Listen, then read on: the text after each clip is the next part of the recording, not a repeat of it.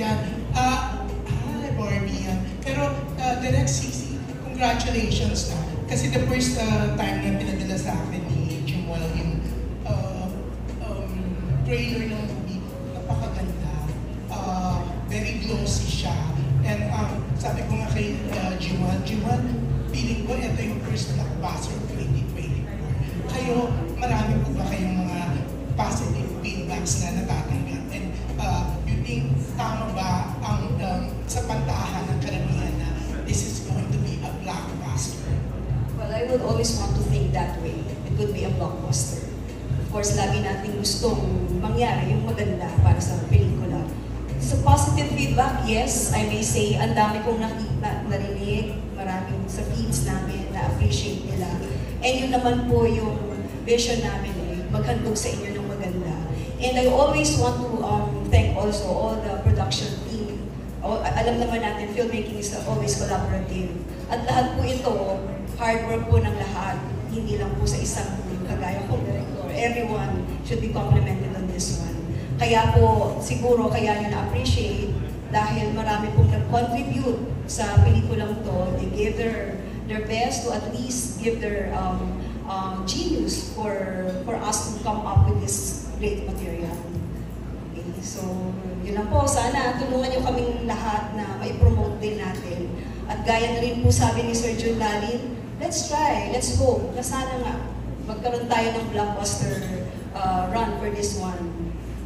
Wala naman pong masamang magsabi ng mataas na expectations, but of course, we're proud to say that we at least as a creator, lahat po ng magandang gusto kong mangyari sa isang pelikula, ginawa ko po dito sa pelikulang to. Kaya napaka-special po nito sa akin. And thank you, Direk Cici. Yan sa kay Barbie and David, yan, narinig yung sinabi ni Direk. No? Pero yun nga, ang daming nagsasabi talaga, the public, yung mga nakapanood na ng trailer na ang ganda ng dating and nangangamoy box office blockbuster. Kamusta na po kayo? It's so nice to see you again, Tito June.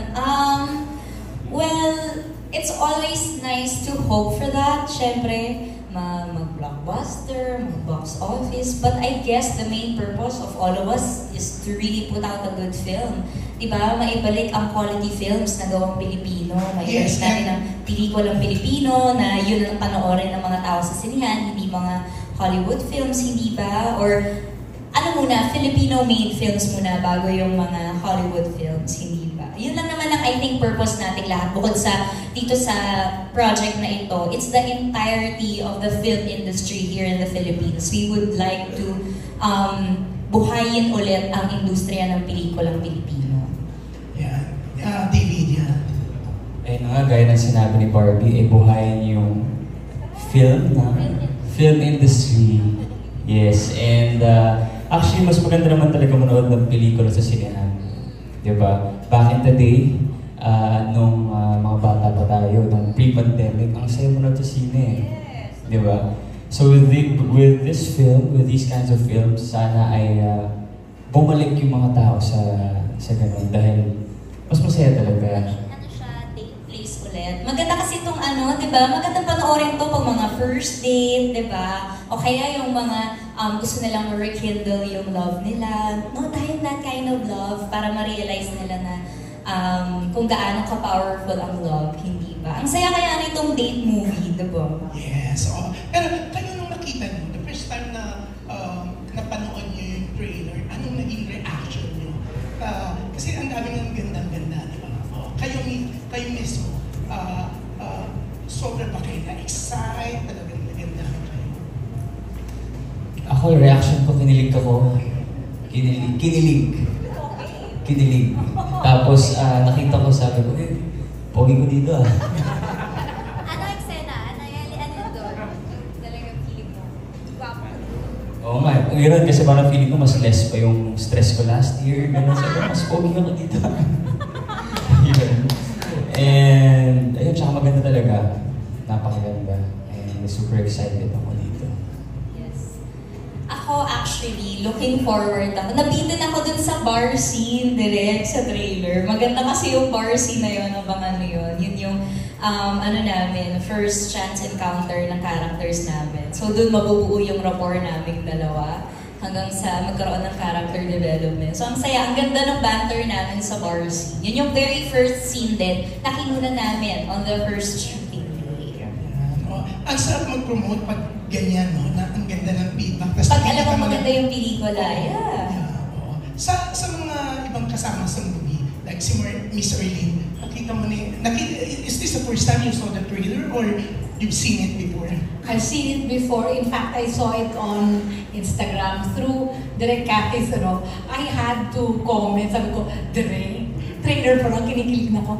I will repost this, Direk, ha? Ganun agad ako. Nakakakilig bilang nanay niya. Tapos gano'n nangyari sa anak ko, na-imagine ko yung anak ko, maging ganyan din. Yun ang lahat lumaro, ang daming lumaro agad sa isipan ko bilang ina at in my 50s, na-enjoy ko. What more, mga people your age. Kumbaga, it's for everyone. Walang edad. Which is what we want, di ba? Kasi parang sa, sorry, I have to mention it, mga Korean dramas, we're also into it. It's the same thing naman, it's a rom-com. So why don't we patronize our own, di ba? Kaya naman natin, ang ganda, kinilig din ako. So, definitely, I will watch this 20 times. In the movie house. In the movie house. So, ang sarap ng Arlene, no? Pwede mong yayain yung mga kaibigan mo, no? Lahat ng edad. Isipin mo nga para ako mapakilig mo. Kasi medyo, sa edad na ito, nawawala na yung kilig ko sa mundo. Di ba? Alam mo yun, you become jaded. But this really, honest, walang it's not such a major role naman for me, pero the movie itself, so kung alam mong pinagtuunan ng pansin. Yun ang importante. Hindi lang basta-basta makagawa at palabas. Pinagtuunan ng pansin ni Direk. Yeah. In fairness to you, kitang-kita yung excitement. Ay, yung kinikilig ako. Sana nga, kayo na ba? Kayo na ba? Nag-intriga si Peggy. Yeah, pero yung sa ibang kasama sa Cassia, anong naramdaman nyo nung mapanood nyo na itong trailer ng pelikula nyo?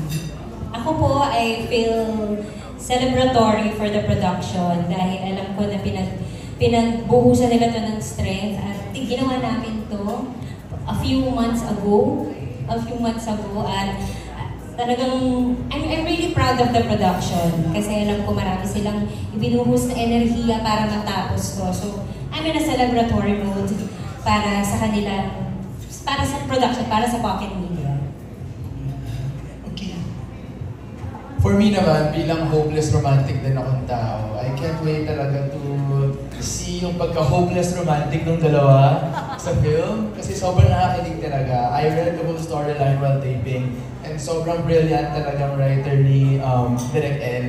And I'm just so honored to be part of this film, this majestic film. So let's all watch it in the movie house, guys. So yun. Yan. Kuya Jun, si Ivan ba? Kaya nga, tumulog ka. I love it. Ako, lover boy talaga ako eh. Wala nang iba. Lahat minahal ko. At mamahalin ko pa. Pero pag nakita ko si Barbie at si David, matayo yung balahibo ko hindi namatayo yung balahibo sa halik. When I see them on screen, they really glow. And they really have a chemistry. They really have something there. And this film has something. And I'm very proud. Everybody worked hard from wardrobe to director. So please support us. We need your help, and let's show them what's up. Okay, eto last for Barbie and David. Kasi yung mga fans nyo, the Barbie fans, nakakatuwa na ngayon pala may mga nakakasala silang mga black screenings. Aware kayo doon? Yeah, opo. Nakakatid kayo doon sa mga black screenings? Yes, opo. Actually, kino-coordinate na namin with Sparkle yung schedule dahil gusto talaga namin umattend sa mga block screening para makalibre ng sine. Para makalibre ng panood. Hindi, pero kasi hindi rin biro naman talaga ang mag-organize ng block screening. So, for our supporters to organize block screenings, we really appreciate it, and parang the least we could do is to attend, hindi ba? Sila naman ang gumawa ng lahat. So, ayun, yes, we will really make time for it, di ba? Yes, we will make time for it.